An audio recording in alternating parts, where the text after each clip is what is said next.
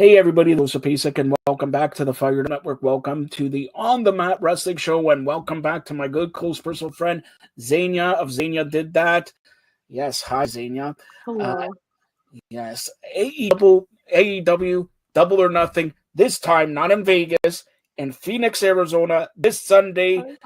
Also, we have Battleground, but anyways, we talked about Battleground. Double or Nothing is a staple of AEW, right? Yeah. We got so many great matches. You know, AEW, all these pay-per-views always go till midnight. All right. We're gonna And I start love off. it. And I wouldn't have it any other way. Also, fun fact, up until this one, and this one I'm unfortunately not going to, but up until this one, I've been to every single Double or Nothing that had audiences. Wait a minute, So the hold very on. first You're one, not going to this one. Why? I don't know, it just kind of didn't work out because usually that's, like I said, the Vegas thing. And this year, WWE kind of pushed AEW out to Vegas with WrestleMania. And then just the timing of things. It's nothing personal. I would love to go. If anyone wants to buy me a last moment flight to Arizona, I still might. But no, this time I'm going to watch from home. But like I said, I've been to every single one. And it is a very special show. It is the show that AEW started with. This was the very first official AEW under the AEW brand show. How many? 6 years ago now. Yes. So yeah, it's definitely a staple, like you said. All right, so we'll start with a bang here. Maybe this won't be the main event, probably the co-main event, but Anarchy in the Arena match featuring international champion, the best belt machine, Kenny Omega, Willow Nightingale, Stuart Strickland, the Ops, Samoa Joe, Powerhouse Hub, and Shibata versus the Death Riders, John Moxley, Claudio, Wheeler Yuta, the Young Bucks, and Maria Shafir. Who you got in this one? And I the over under of tables breaking is 16. Over or under it? Over under 16 tables? Yeah. Over. Over, okay. Over for sure. Not just tables are gonna be breaking. And like people are probably gonna be mad at me for saying that, but I think I am Team Death Riders. I just feel like it makes more sense. It's a more cohesive team. There's less internal conflict, and Gabe Kidd is makes perfect sense for him to be involved in that. And I'm a big fan of his work, and I know him personally as a human as well, and he's just so hardworking, so dedicated, and seeing his work is always amazing. And he made Tanahashi cry with how good he wrestled. So what can you do, right? So and I love those Anarchy in the Arena matches so much, and I know a lot of people don't, and I know it's been a bit more difficult of a format to navigate since we've ended the COVID era and since we actually have had people in the arenas, right? And I will say that my favorites are the first ones, but it's just a format that I really, really like. I always say that my favorite genre of wrestling is tomfoolery, and this is exactly that. So I'm extremely excited for that one. Well, anytime you have a guy named Joe in a match, you know where I'm going, right? So that way. All right. So then we have, and this I'm actually excited for, Nigel McGuinness and Danny Garcia facing FTR. And Nigel McGuinness, definitely, this is a way to get him back in their tag team match and all that. We just need Brian Danielson, Daniel Bryan, whatever, to come here and come out of retirement for one match, one more. Never mind. But who do you got in this one? Who I think is going to win? FTR. Who do I want to win? That's a whole other question. I was actually there in London in Wembley Arena when Nigel McGuinness came back to the ring, and it was such a special moment. It was just absolutely insane. Like you could feel the energy in the stadium, and I think Nigel McGuinness is an amazing performer, just in any way, shape, or form. Like, I think he's an amazing commentator. I think he's an amazing broadcaster. I think he's an amazing wrestler. He's also a magician.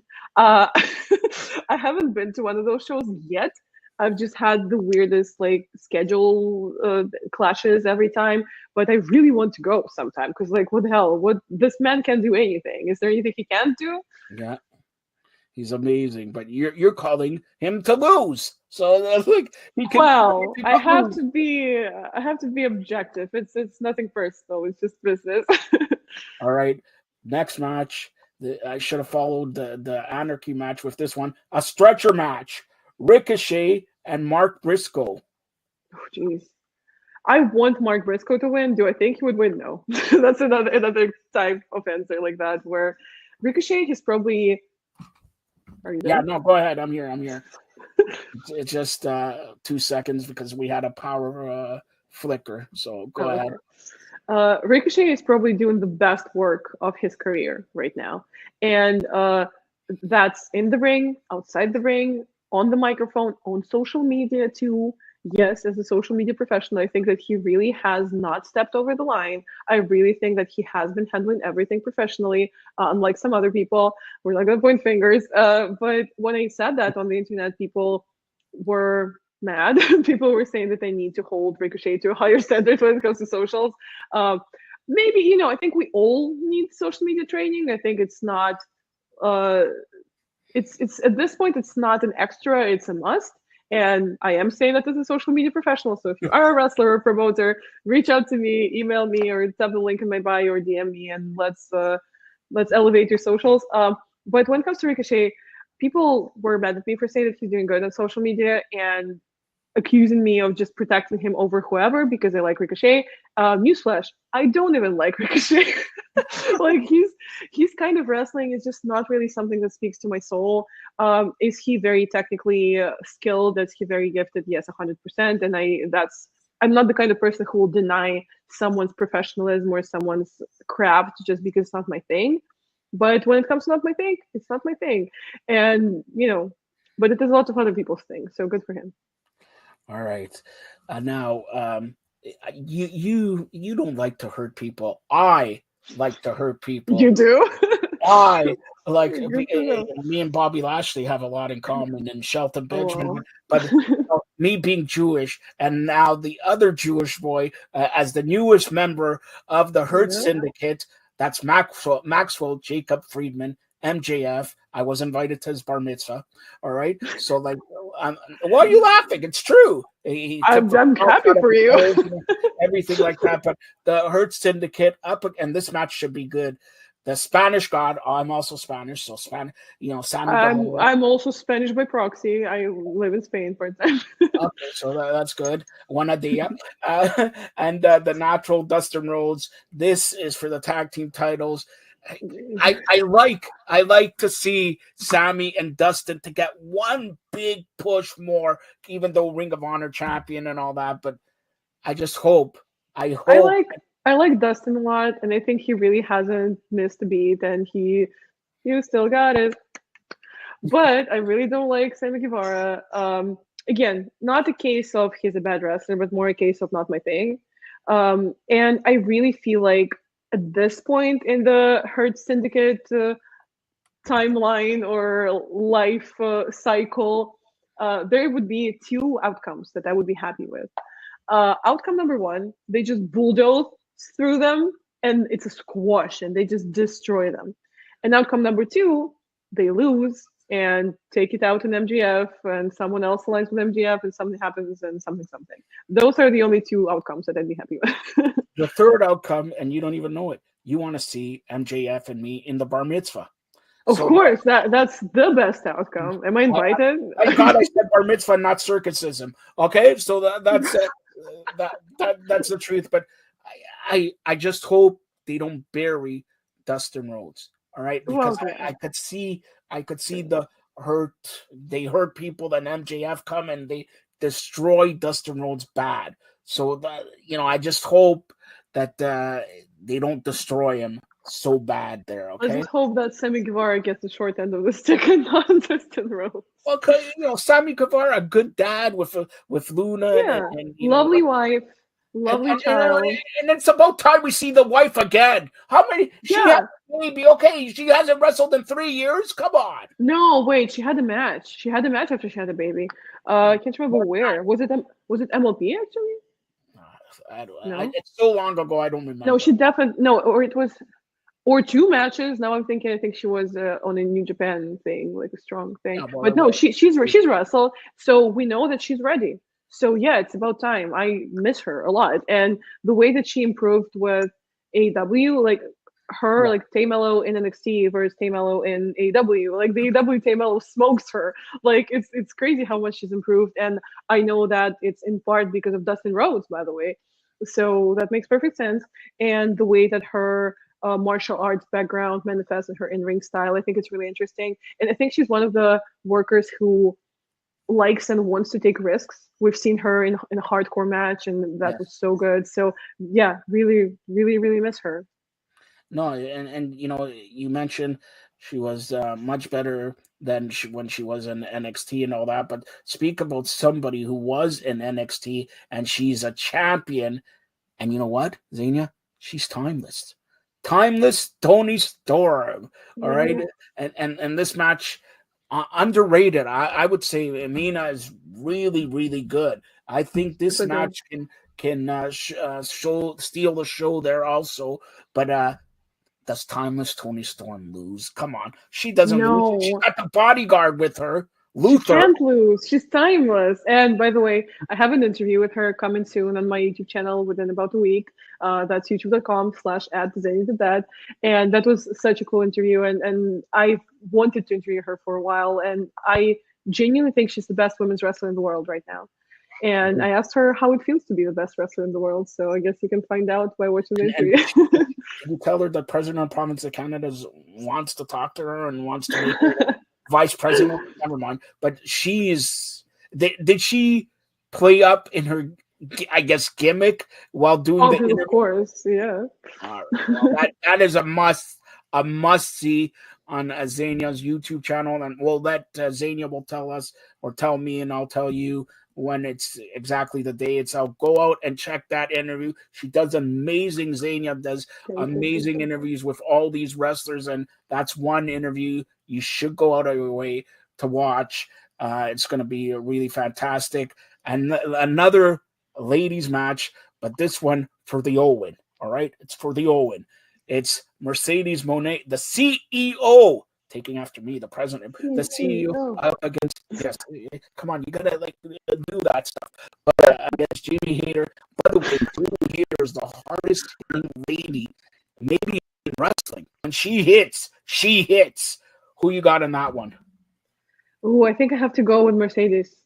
I do really like Jamie Hayter, but I feel like since her return, she hasn't been as big a presence in the company as she was before her injury, which again is only fair. She was out for a long while with the injury.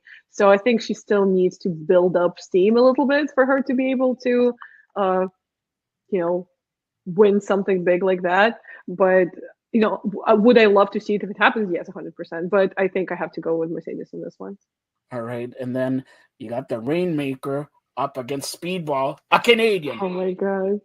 That's so exciting too. Like this card is just, you see, like you're bringing up a match and I'm just cheesing because it's such an exciting card. Like where else in the world can you see Okada wrestle Speedball? Like this is where the best wrestle. Like this is it. And obviously Okada is the obvious favorite here, but I'm sure Mike Bailey will give it their best. I think it's too early to put down Mike Bailey for him to lose and all that. And let's face it, when Okada wins, he wins. There's no doubt about it. So maybe there could be disqualification, something like that, because I think it's too early. Like they did it to Josh Alexander too, who's, by the way, is the MLP champion and will show off the title and everything like that.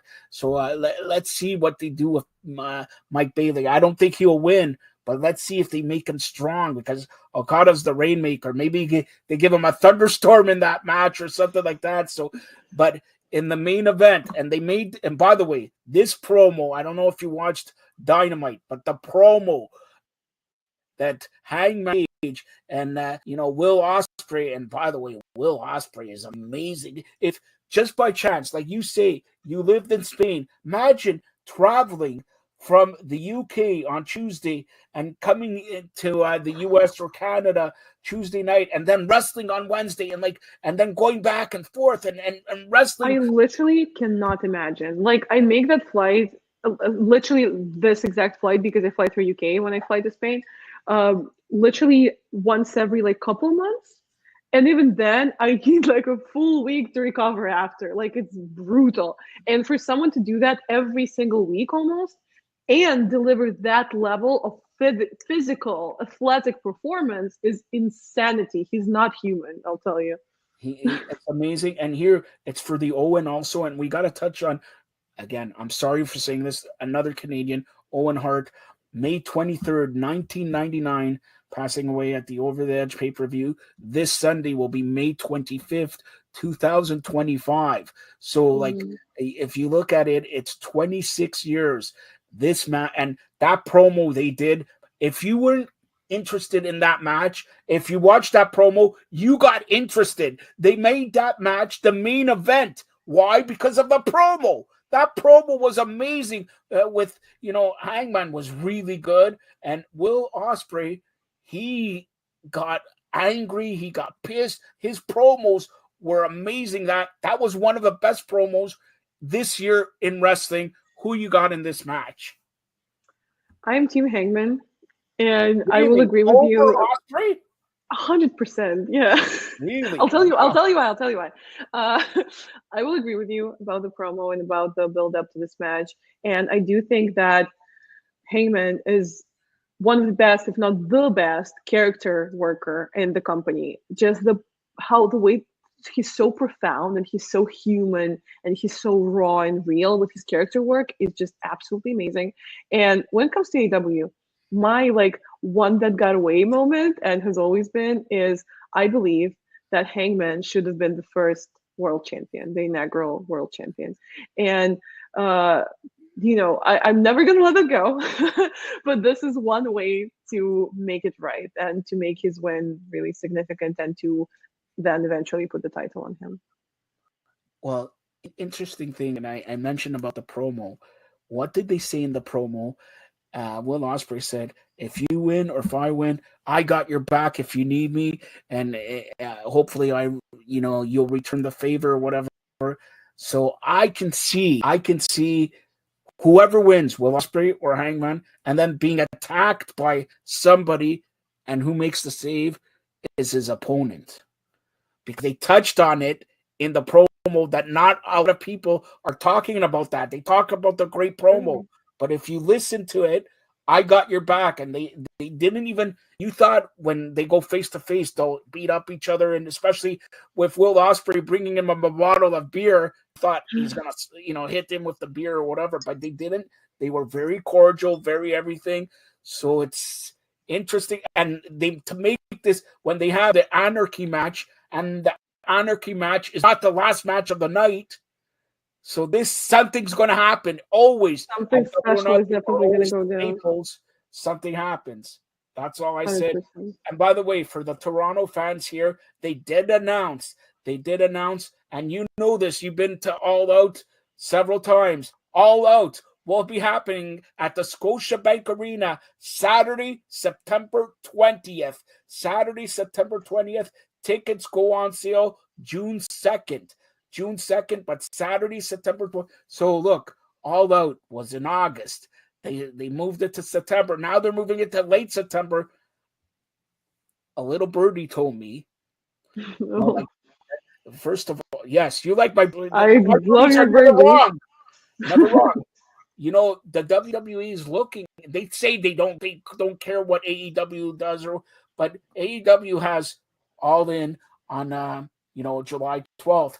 What happens? They make Saturday Night Main Event July 12th. Another little birdie told me now they made Saturday, September 20th in Toronto. Birdie told me Saturday, September 20th, look for a Saturday Night Main Event. And they tell me, they're not scared of AEW. They don't look but they hired everybody from AEW that they gave up to AEW. Pretty much, yeah.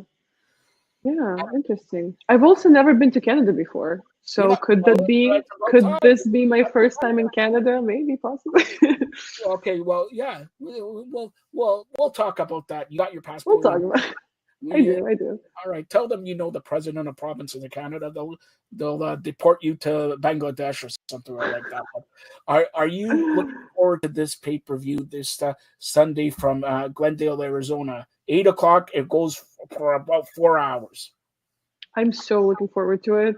And we were just talking about how, for me, there's no such thing as too much wrestling. I'm never mad at WWE. Wow, what that was a one hell of a See, now I gotta misspoken edit word. everything. Jesus. Okay. Uh, yeah, like I was saying, there's no such thing as too much wrestling to me, and I'm never mad that AEW pay-per-views running late. Um, I really don't see it as a problem for me as a wrestling fan. So I'm very excited. I've already made plans. I already know who I'm watching with. I already know what snacks we're getting. So I'm very, very excited, actually. And just the same birdie 2 seconds ago. Look, the phone is on. If you don't see, you don't believe it, the phone is on. All right. 2 seconds ago, I'll read you the quote. Hey, Joe, that's my name, Jolton Joe. Hey, Jolton Joe, nobody's talking about this, so I'll give this to you. Go ahead and run. This Sunday at AEW's Double or Nothing, nobody talks about every pay-per-view. There's usually a surprise in AEW, somebody debuting. This Sunday will be no different. Ooh. So I don't know who's a free agent left or whatever, but because Josh Alexander, Mike Bailey, they released some guys from the WWE a couple months ago. Did, yeah. And could we see Cora Jade? Could we see, I don't know if they're, see, this is the problem with WWE. If they're in the main roster, they got 90 days. If they're in the NXT that haven't shown up, they got 30 days. If they have shown, they got 60 days. So, who knows? But nobody has been talking about a debut. And from what a little birdie has said, there probably will be a debut in Double or Nothing. There has been always a debut. Exciting. And another note is, I'm not going to say who's going to debut, he says, but there'll be a return, a major return that nobody's talking about. And I'll tell you. So were we right about Bryan Danielson? Were we right to assume that? I'm not going to say it. I'll tell you off air. But again, okay. This Sunday, also this Sunday, to be fair, NXT Battleground. But Xenia, tell everybody how they could get a hold of you social media-wise. You can find me at Xenia Did That, that's Xenia, on all social media, on Instagram, on Twitter, on YouTube.